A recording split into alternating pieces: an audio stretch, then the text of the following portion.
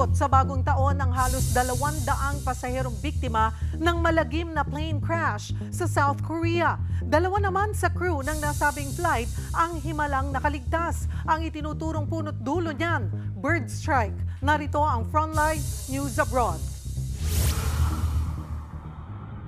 Sumadsad at dumausdos ang eroplanong yan sa Muan International Airport sa South Korea kahapon. Hindi nakalabas ang gulong ng aircraft, kaya kumaskas ang buntot nito sa paliparan. Hanggang sa sinalpok ng eroplano ang pader at saka sumabog. Nilamon ng apoy ang aircraft. Sinubukan niyang apulahin ng mga bumbero lalo't halos 200 ang sakay nito. Nang maupula ang apoy, agad ikinasa ang search and rescue operation sa 175 pasahero at 6 na crew ng Jeju Air Flight. Pero makalipas ang mahigit 7 oras, idineklarang nasawi ang lahat ng pasahero. 2 crew ang himalang nakaligtas. Dahil dyan, bumuhos ang emosyon sa Muan International Airport nang isa-isahin ang pangalan ng mga nasawi.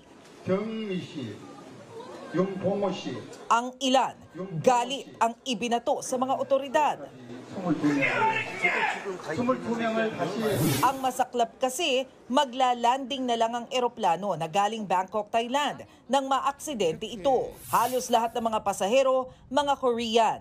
Base sa investigasyon, nasalpok ng ibon ng eroplano 8:59 ng umaga nang mag-abiso ang control tower na may bird activity. Pero eksaktong alas 9 ng umaga, nangyari ang plane crash. Nakapagdeklara pa raw ng Mayday o emergency ang piloto.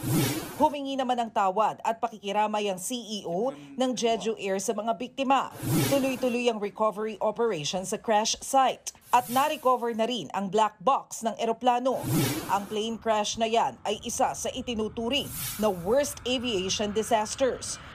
Nagbabalita mula sa Frontline, Maricel Halili, News 5. Mga kapatid, Cheryl Cosim po, huwag maging huli at maging una sa lahat sa balitaan. Para sa tuloy-tuloy na talakayan sa Frontline, mag-follow at mag-subscribe sa social media pages ng News 5.